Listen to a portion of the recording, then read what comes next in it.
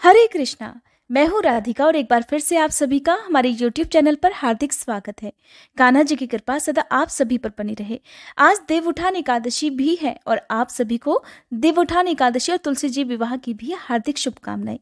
आज की इस कथा को सुनने के बाद आप सबसे पहले हमारे चैनल पर अपलोडेड तुलसी जी के विवाह की और देवउठान एकादशी की कथा भी जरूर सुनिएगा। और आप सभी से अनुरोध है कि मार्गशीर्ष मास में भी जिस तरह से आपने कार्तिक मास महात्म्य की कथाएं सुनी है, उसी तरह से मार्गशीर्ष मास महात्म्य की कथाएं भी हमारे चैनल पर सुनाई जाएंगी। और आपसे अनुरोध है कि इतना ही प्यार आप उन कथाओं को भी जरूर दीजिएगा। भागवत कथा जो कि रुकी हुई थी मार्गशीर्ष मास के पहले दिन से ही दोबारा से शुरू की जाएगी।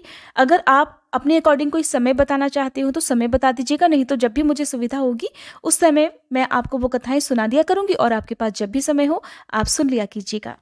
आज रसपान कीजिए कार्तिक मास महात्म्य के अध्याय 26 का। साथ ही आप सुनेंगे भगवान कृष्ण की एक कुरूपा भक्त की कहानी। तो इससे पहले के अध्याय में आपने जाना था कार्तिक मास की उद्यापन विधि के बारे में। शौनक आदि ऋषियों ने पूछा, हे सूत जी, अब कृपा करके आप ये भी बताएं कि किसी दूसरे के द्वारा संकल्प करके दिया हुआ पुण्य ही लगता है या फिर बिना दिए हुए भी मिल जाता है। तब श्री सूत जी कहने लगे, हे ऋषियों, पाप और पुण्य दोनों बिना दिए हुए भी मिल जाते हैं। सतयुग में एक का किया हुआ पाप या फिर पुण्य कर्म सारे देश को, त्रेता युग में पूरे गांव को, द्वापर युग में पूरे कुल को मिलता था। परंतु इस घोर कलयुग में केवल पाप या पुण्य कर्म करने वाले को ही नहीं बल्कि उनके साथ जुड़े हुए लोगों को भी उनकी प्राप्ति हो जाती है। एक पात्र में साथ साथ भोजन करने वाले को पाप और पुण्य का आधा आधा भाग मिल जाता है। पापी के साथ मिलकर बैठकर भोजन करने वाले को भी उसका पाप लगता है। पुण्य कर्म करने वाले व्यक्ति के साथ मिलकर यदि भोजन किया जाए तो उसका पुण्य भी दूसरे को प्राप्त हो जाता है। दूसरे की निंदा करने वाले, सुनने वाले या फिर चिंतन करने वाले को भी बराबर पाप और पुण्य मिलता है। दूसरे का धन चुराकर दान देने वाला भी पाप का भागी हो जाता है। पाप या पुण्य का उपदेश करने वाले को छठा अंश प्राप्त होता है। प्रजा का छठा अंश राजा को प्राप्त होता है। इसी प्रकार शिष्य से गुरु, पिता से पुत्र और पत्नी से पति भी छठा अंश पाते हैं, चाहे वो पाप हो या पुण्य हो। परंतु पत्नी पति का आधा ही पुण्य पाती है। इस प्रकार बिना दिए हुए भी एक दूसरे को पाप और पुण्य की प्राप्ति होती है।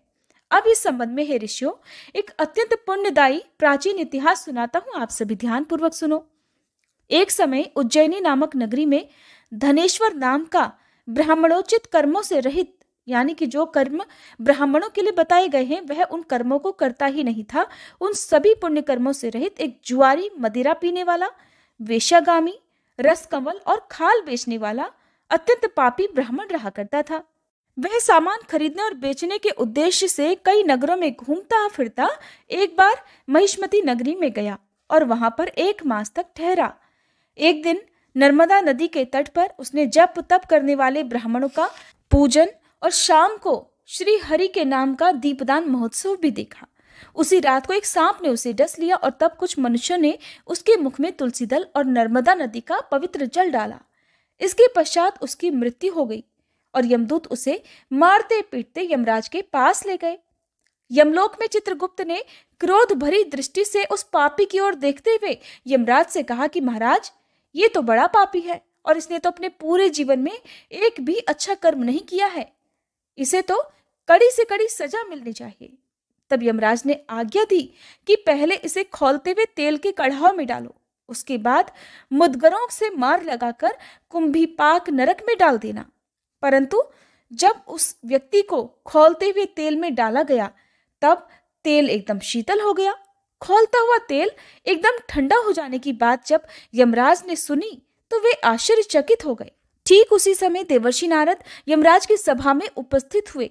तब यमराज जी के पूछने पर देवर्षि नारद कहने लगे कि धनेश्वर महापापी होने पर भी कार्तिक मास का व्रत करने वालों के सत्संग के प्रभाव से पुण्यात्मा हो गया है। मृत्यु के समय नर्मदा नदी का पवित्र जल और तुलसी दल इसके मुख में डाले गए थे। श्री हरि का नाम भी इसके कानों में पड़ा। बस इसी कारण इसके सारे पाप नष्ट हो गए हैं। यमराज जी को इतना बताकर देवर्षि नारद वहां से ब्रह्मलोक को चले गए। तब यमराज जी ने भी धनेश्वर को नरक की घोर यातना से मुक्त कर दिया। इसके पश्चात धनेश्वर कुबेर देव का अनुगामी धन यज्ञ हुआ, जिनके नाम से अयोध्या नगरी में भगवान गदाधर नाम का तीर्थ विख्यात हुआ। सूत जी ने अंत में ऋषियों से कहा, हे ऋषियों, किसी इच्छा अथवा लालच से किया गया पाप गीला और कामना रहित पाप सूखा कहा जाता है। इस कार्तिक मास के व्रत के प्रभाव से मनुष्य द्वारा किए गए गीले तथा सूखे अर्थात सभी प्रकार के पाप नष्ट हो जाते हैं। हे श्रोताओ, उस परमपिता परमात्मा की कृपा से आज यह कार्तिक मास महात्म्य संपूर्ण हुआ। जो इसके अनुरूप आचरण करेगा वह तो जीवन में सभी सुख और जन्म में मोक्ष को प्राप्त होगा ही। श्रद्धा पूर्वक इस महात्म्य को पढ़ने, सुनने और सुनाने वाला भी असीम पुण्य फल को प्राप्त कर अंत समय में भगवान श्री हरि के बैकुंठ लोक को सिधारेगा। आज का अध्याय समाप्त हुआ। अगले अध्याय में आप जानेंगे तुलसी जी की महिमा के बारे में। आज से यानी कि देवउठान एकादशी के दिन से ही भीष्म पंचक व्रत यानी कि 5 दिनों तक चलने वाले व्रत, जिन्हें कार्तिक मास के पंच भीखु व्रत भी कहा जाता है। और जैसा कि मैंने आपको बहुत बार बताया कि जो लोग कार्तिक महीने में पूरे महीने नियम पालन ना कर पाते हों, कार्तिक का स्नान ना कर पाते हों, किसी कारण से आपके व्रत छूट गए हों, ऐसे में आप देवउठान एकादशी से लेकर कार्तिक पूर्णिमा तक लगातार 5 दिन यदि उपवास रखते हैं तो उससे भी आपको पूरे महीने के उपवास का, पूरे महीने के नियम का पुण्य प्राप्त हो जाता है। तो आप पहले कान्हा जी की कहानी सुन लीजिए, उसके बाद आपको मैं भीष्म पंचक व्रत से जुड़ी हुई कुछ बहुत ही महत्वपूर्ण जानकारी दूंगी। अगर हो सके तो आप इस वीडियो को लास्ट तक जरूर देख लीजिएगा। एक बार गोकुल के पास के ही एक गांव में एक महिला रहा करती थी। उस महिला का नाम आनंदी बाई था। वह महिला देखने में इतनी कुरूप, इतनी भद्दी थी कि लोग उसे देखते ही डर जाया करते थे। समय बीता तो गोकुल नगरी में उस महिला आनंदी बाई का विवाह हो गया। पहले के जमाने में लोग विवाह से पहले एक दूसरे को देख नहीं पाते थे, बिना देखे ही विवाह तय होता था और ठीक विवाह के बाद ही एक दूसरे को उन्हें देखने का अवसर प्राप्त होता था। लेकिन इस समय आधुनिक युग है, आधुनिक विचार के लोग हैं, तो अब ऐसा कुछ नहीं है, जमाना बदल रहा है। लेकिन ये कहानी तब की ही है। तो विवाह से पहले आनंदी बाई के पति ने भी उसे नहीं देखा था। अगर उसे पता होता तो शायद वह विवाह करता ही नहीं। विवाह के बाद जब उसके पति ने उसे देखा तो कुरूपता के कारण उसने उसे अपनी पत्नी के रूप में स्वीकार ही नहीं किया, उसे छोड़ दिया और दूसरा विवाह कर लिया। आनंदी बाई अपनी इस कुरूपता के कारण बहुत अपमानित हुई, बहुत दुखी हुई। लेकिन उसने इस अपमान को मन में दबा लिया और निश्चय किया कि अब तो मैं गोकुल को ही अपना ससुराल बनाऊंगी, क्योंकि हुआ तो विवाह उनका गोकुल में ही था। वह गोकुल छोड़कर नहीं जाना चाहती थी। अब आनंदी बाई अकेले ही गोकुल धाम में एक छोटे से कमरे में रहने लगी। आनंदी बाई उस छोटे से घर में ही कृष्ण भगवान का मंदिर बनाकर अब भक्ति में ही लीन रहने लगी। कान्हा जी की भक्ति में खूब मस्त रहती। सुबह शाम घर में विराजमान कान्हा जी की मूर्ति के साथ बातें किया करती। कान्हा जी कभी कभी रूठ जाते तो बड़ी मान मुनव्वल करती, उन्हें मनाकर ही दम लेती। इस तरह से कान्हा जी और उस आनंदी बाई के बीच में संवाद चलता रहता और वह कान्हा जी के गुणगान ही गाया करती। पूरी तरह से उसने साधु संतों की तरह से जीवन बिताना शुरू कर दिया था। अब वह दिन भर गोकुल धाम में आने वाले साधु संतों की भी सेवा करने लगी और दिन भर सत्संग सुनती। और साधु संतों का संग तो बड़ी किस्मत से मिलता है। साधु संत की अगर वाणी आपके कानों में पड़ जाए तो कहते हैं कि उनसे भी हर प्रकार के पाप नष्ट हो जाते हैं। तो इसी तरह से आनंदी बाई का जो जीवन था वो साधु संतों की सेवा और कान्हा जी की भक्ति में बीतने लगा। दिन रात वह इसी तरह भक्ति में मगन रहने लगी। एक दिन की बात है, गोकुल धाम में गोपेश्वर नामक जगह पर भगवान श्री कृष्ण की लीला का आयोजन निश्चित किया गया। कान्हा जी की नगरी है, उनकी बाल लीलाओं का तो वहां पर आयोजन किया ही जाता था। तो इसके लिए उस जगह पर अलग अलग पात्रों का चयन हो रहा था। जब भी लीलाएं दर्शाई जाती हैं तो कई सारे पात्र उसमें भाग लेते हैं। अब संयोग से जब पात्रों का चयन हो रहा था तो उस समय आनंदी बाई भी वहां पर उपस्थित थी, या ये कह लीजिए जहां पर भी कान्हा जी के संबंध में कुछ भी लीलाएं होती थी तो वहां पर आनंदी बाई मौजूद हो ही जाती थी, वहां पहुंच ही जाती थी। तो अंत में जब कुब्जा नाम के पात्र की बात चली, अगर आपने कुब्जा के बारे में नहीं सुना है कि कान्हा जी की कहानी में या जो भगवान कृष्ण की लीलाएं हैं उसमें कुब्जा कौन थी, तो आप मुझे कमेंट करके जरूर बताइएगा। अगली वीडियो में मैं आपको कुब्जा की कथा भी सुनाने का प्रयास करूंगी। जब वहां की मंडली में कुब्जा नाम के पात्र की बात चली तब उस समय वहां पर आनंदी का पति अपनी दूसरी पत्नी और बच्चे के साथ वहीं पर उपस्थित था। उसने आनंदी बाई को देखा तो वहां पर मजाक उड़ाते हुए जितने भी वहां पर मंडली के लोग थे, सदस्य थे, उनके आगे ये प्रस्ताव रख दिया कि देखिए ये जो सामने महिला खड़ी है, ये कुब्जा की भूमिका और उसका जो भी दृश्य है वो अच्छी से निभा सकती है। और मेरी बात मानो, कुब्जा के पात्र के लिए तो यही बिल्कुल ठीक रहेगी, उसी से कहो कुब्जा की भूमिका निभाए। तो जो भी मंडली थी उन्होंने आनंदी बाई की ओर देखा और उसका चेहरा भी उन्होंने देखा। मंडली को आनंदी बाई का कुरूप चेहरा कुब्जा की भूमिका निभाने के लिए बहुत पसंद आ गया। और अब तो शायद आपने भी अंदाजा लगा ही लिया होगा कि भगवान श्री कृष्ण की लीला में कुब्जा नाम के पात्र की क्या भूमिका रही होगी, वो दिखने में कैसी होगी। जी हाँ, कुब्जा बहुत ही कुरूपा थी। तब जब उन्होंने आनंदी बाई से कुब्जा की भूमिका निभाने के लिए प्रार्थना की तो आनंदी बाई तो ये सोचकर ही बहुत खुश हो गई कि भगवान श्री कृष्ण की लीला में भूमिका निभाने का उसे अवसर मिल रहा है। वो किस बात से मना कर सकती थी भला। खुशी खुशी तैयार हो गई तो उसने कुब्जा की भूमिका निभाने के लिए हाँ बोल दिया। तुरंत ही हाँ बोल दिया, एक क्षण की भी देर नहीं लगाई। अब श्री कृष्ण का पात्र एक 8 वर्ष का बालक निभा रहा था। जैसे कि आपने रामलीला का मंचन देखा होगा, भगवान कृष्ण की लीलाओं का मंचन देखा होगा। बहुत सारे लोग होते हैं जो कि लीलाओं से संबंधित पात्र का अभिनय करते हैं। तो आनंदी बाई बहुत खुश हुई, घर आकर कान्हा जी की मूर्ति को निहारने लगी, उनके सामने बैठ गई और मन ही मन विचार करने लगी कि मेरा कन्हैया आएगा और मेरे पैर पर पैर रखेगा और मेरी ठोड़ी पकड़कर मुझे ऊपर देखने को कहेगा। अब क्या था, आनंदी बाई जो दृश्य दर्शाने वाली थी, जो अभिनय करने वाली थी, उसकी कल्पना में ही खो गई। मन ही मन विचार करने लगी। ऐसा लगा जैसे वो साक्षात कुब्जा ही हो और उसके कान्हा उसके सामने आकर खड़े होकर उसकी ठोड़ी पकड़कर उससे ऊपर देखने के लिए कह रहे हो। बड़ा सुंदर दृश्य था। आखिरकार श्री कृष्ण लीला को रंगमंच पर अभिनय करने का अब समय आ गया। और जब प्रभु की लीलाएं अपनी आंखों से देखने की बात हो तो भला लोग कहाँ पीछे हट सकते थे। बहुत भीड़ इकट्ठी हुई। बहुत सारे लोग कान्हा जी की लीला देखने के लिए एकत्रित हो गए। श्री कृष्ण जी की मथुरा गमन का प्रसंग चल रहा था। जब उन्होंने मथुरा जाने की तैयारी की थी, आप तो जानते ही हैं कि वो मथुरा क्यों गए थे, क्योंकि उन्हें कंस का वध जो करना था। तब नगर के राजमार्गों से श्री कृष्ण गुजर रहे थे कि रास्ते में उन्हें कुब्जा मिली। इस बात का जो वर्णन है ना, मैंने आपको भागवत कथा सुनाई थी, उसमें आपने जरूर सुना होगा। जो लोग भी हमसे बहुत पहले से जुड़े हुए हैं उन्होंने भागवत कथा में जब उद्धव वाला जो प्रसंग है उस समय आपने जरूर सुना होगा। अगर आपने नहीं सुना है तो फिर से एक बार कोशिश करूंगी कि मैं आपको जब भी भागवत कथा दोबारा सुनाऊं तो आप ये ध्यानपूर्वक सुने। बहुत विस्तार पूर्वक और बहुत ही खूबसूरत वर्णन है। तो जब नगर के राजमार्गों से श्री कृष्ण गुजर रहे थे तो सभी गोप गोपियां बहुत उदास थे, बहुत दुखी थे कि उनके कान्हा उन्हें छोड़कर मथुरा जा रहे हैं। वो तो एक क्षण के लिए भी उनका वियोग नहीं सह सकते थे। तभी रास्ते में उन्हें कुब्जा मिली। 8 वर्षीय बालक जो कान्हा जी का रोल कर रहा था, कान्हा जी का पात्र निभा रहा था, उसने कुब्जा बनी हुई आनंदी बाई के पैर पर पैर रखा और उसकी ठोड़ी पकड़कर उसे ऊंचा कर दिया, क्योंकि यही अभिनय होना था जो कि पहले से ही तय था। किंतु ये कैसा चमत्कार था। कुब्जा जो बहुत ही कुरूप थी, एकदम से उस बालक के स्पर्श करते ही सामान्य नारी के स्वरूप में बदल गई। उसकी वो कुरूपता एक क्षण में ही दूर हो गई। वहां पर उपस्थित सभी लोगों ने इस दृश्य को अपनी आंखों से देखा था। हर कोई वहां पर हैरान था कि ऐसा कैसे संभव है। आनंदी बाई की कुरूपता का पता तो सभी को था, लेकिन देखते ही देखते उसकी कुरूपता तो बिल्कुल गायब हो चुकी थी। ये देखकर सभी लोग अपनी दांतों तली उंगली दबाने लगे। आनंदी बाई तो भाव विभोर होकर अपने कान्हा की भक्ति में ही लीन थी। उसे कुछ भी सुध नहीं थी कि उसके साथ क्या हो गया है, बल्कि वह तो मन ही मन कान्हा जी से ही बात कर रही थी कि उसकी कान्हा जी ने उसकी ठोड़ी पकड़कर उसे ऊपर देखने के लिए कहा है।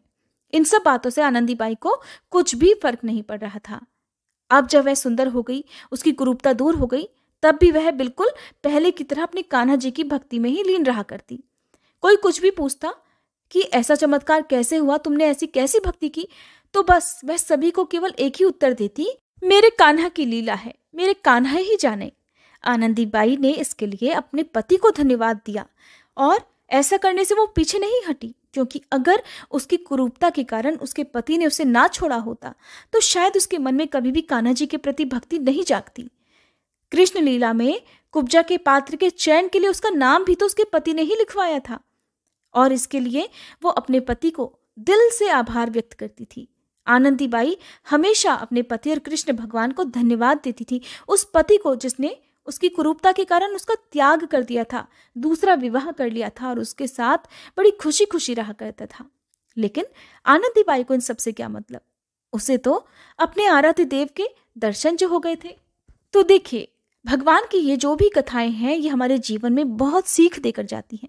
हम जब भी कहीं पढ़ते हैं या सुनते हैं इस तरह के चमत्कारों की कहानियां, तो हमें बस एक ही बात ध्यान रखनी है कि स्थितियां परिस्थितियां चाहे कैसी भी हो, समय हमारे विपरीत हो, हमारे जीवन में चाहे भले दुख आ रहे हो, सुख आ रहे हो, हमेशा हमारे मन में भगवान के प्रति भक्ति एक सी रहनी चाहिए। जीवन में चाहे कितनी भी खुशियां मिल जाएं, भगवान को कभी नहीं भूलना चाहिए।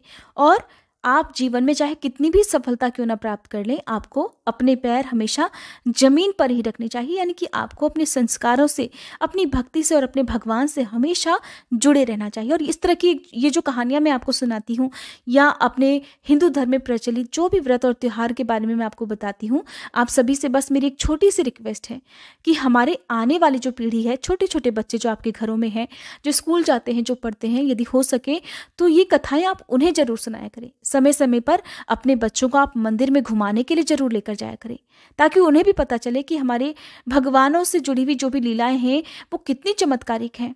इससे उनके मन में एक तो भगवान के प्रति भक्ति बढ़ेगी और हमारे आने वाली जो भी पीढ़ी है वो हमारी संस्कृति को, हमारे विचारों को और हमारी जो पुरानी परंपराएं हैं, जो हमारे विश्वास का प्रतीक मानी जाती हैं, उनको वो आगे तक जारी रखेंगे। अब जानिए भीष्म पंचक व्रत यानी कि पंच भीखु व्रतों के बारे में। क्या क्या अनिवार्य नियम है जिनका पालन उन लोगों को जरूर करना चाहिए जो केवल 5 दिनों के व्रत रखने वाले हैं। तो धार्मिक मान्यताओं के अनुसार मंगल कामनाओं को पूर्ण करने वाला यह पंच भीखु नाम का व्रत सबसे पहले भगवान श्री कृष्ण ने किया था। महाभारत के अनुसार कौरव पांडवों के बीच युद्ध समाप्त होने के बाद पितामह भीष्म मृत्युशैया पर सूर्य देव के उत्तरायण होने की प्रतीक्षा कर रहे थे। तब पितामह ने 5 दिनों तक यानी कि कार्तिक मास के शुक्ल पक्ष की एकादशी से लेकर पूर्णिमा तक राजधर्म, वर्ण धर्म और मोक्ष धर्म पर महत्वपूर्ण उपदेश दिए। उन्हीं 5 दिनों की स्मृति में 5 दिन का भीष्म पंचक व्रत रखा जाता है। पांडवों ने भी इस व्रत को रखा था। मान्यता है कि जो भी सच्चे मन से इन व्रतों का पालन करता है वह समस्त भौतिक सुखों को प्राप्त कर अंत में मोक्ष को प्राप्त हो जाता है। इन 5 दिनों में भूल कर भी अपने से बड़े बुजुर्गों का अपमान ना करें, ऐसा करने से ये व्रत खंडित हो जाते हैं। तो देव उठान एकादशी के दिन सूर्योदय से पहले स्नान करके साफ वस्त्र आपको धारण करने चाहिए। फिर 5 दिनों के व्रत का आपको संकल्प भी लेना चाहिए। व्रत हमेशा संकल्प के साथ ही प्रारंभ करने चाहिए। पूजा की चौकी पर साफ पीला वस्त्र बिछाकर उस पर सबसे पहले भगवान कृष्ण और भगवान श्री हरि की मूर्ति या फिर तस्वीर की स्थापना करें। साथ ही आपको आज के दिन भीष्म पितामह का भी ध्यान करना चाहिए। उन्हें फिर आप चंदन पुष्प अर्पित करें। ध्यान रखें कि एकादशी का दिन है तो भगवान श्री हरि को अक्षत अर्पित नहीं किए जाते हैं। इस दिन घर में चावल या चावल से बनी हुई कोई भी वस्तु का सेवन नहीं करना चाहिए। अब दीपक जलाएं, हो सके तो अखंड ज्योत जलाएं, नहीं तो साधारण दीपक भी आप जला सकते हैं। जो लोग बहुत ज्यादा नियमों का पालन करते हैं और ऐसे में कार्तिक मास के सभी दिनों में आप पालन ना कर पाए तो वो लोग 5 दिनों तक अखंड ज्योत भी जला सकते हैं।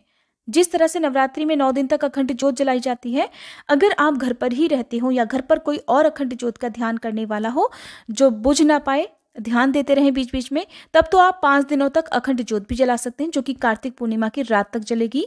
और जब कार्तिक पूर्णिमा की तिथि समाप्त होने वाली हो तो उसके बाद उसमें तेल या घी डालना बंद कर देना चाहिए। अगर ऐसा ना कर पाए तो कोई बात नहीं, आप साधारण दिया जो सुबह और शाम जलाते हैं वो आप जला सकते हैं। जो लोग शारीरिक रूप से सक्षम हो, आपकी श्रद्धा है, अनिवार्य नहीं है, तो भीष्म पंचक के 5 दिनों में आप अन्न का पूरी तरह से त्याग कर केवल फलाहार रखने का भी संकल्प ले सकते हैं।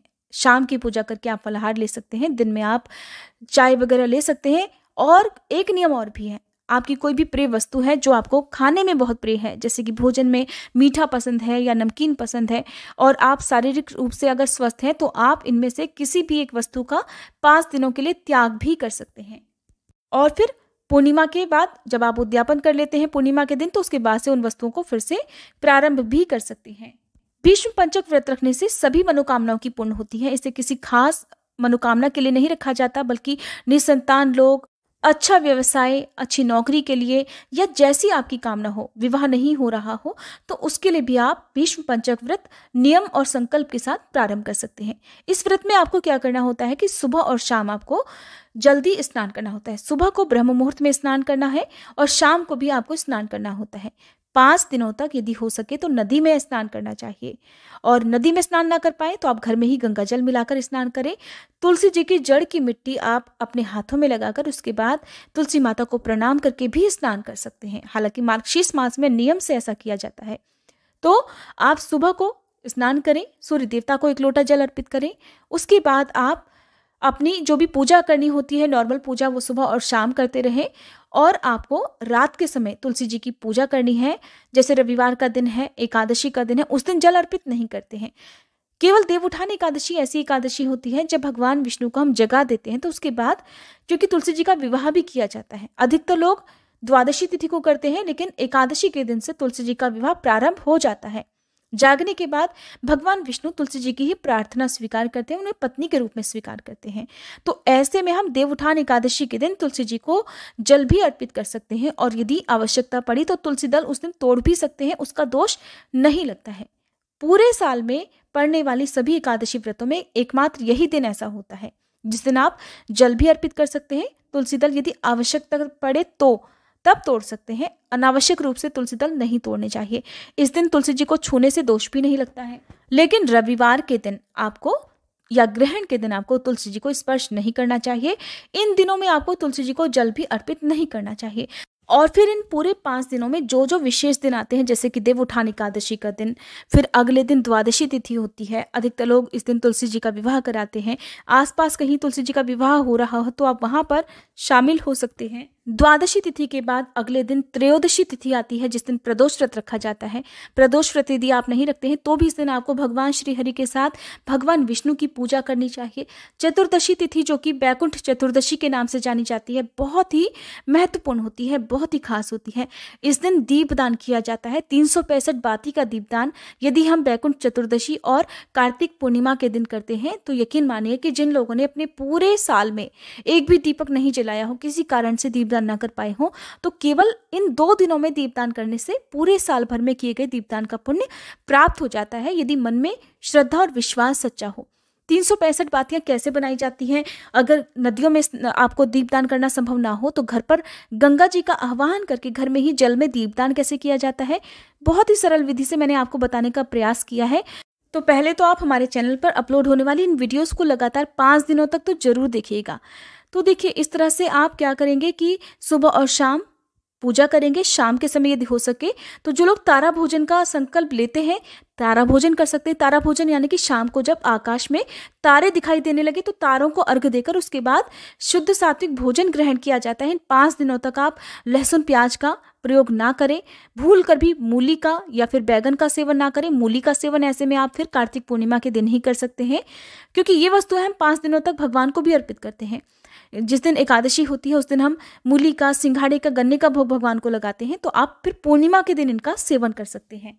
शाम के समय अपने घर के मुख्य द्वार पर एक दीपक आपको जरूर जलाकर रखना चाहिए। सुबह ब्रह्म मुहूर्त में स्नान करके भी एक दीपक घर के मुख्य द्वार पर और तुलसी जी के पौधे में अवश्य लगाना चाहिए, जो लोग भी भीष्म पंचक व्रत रखना चाहते हैं।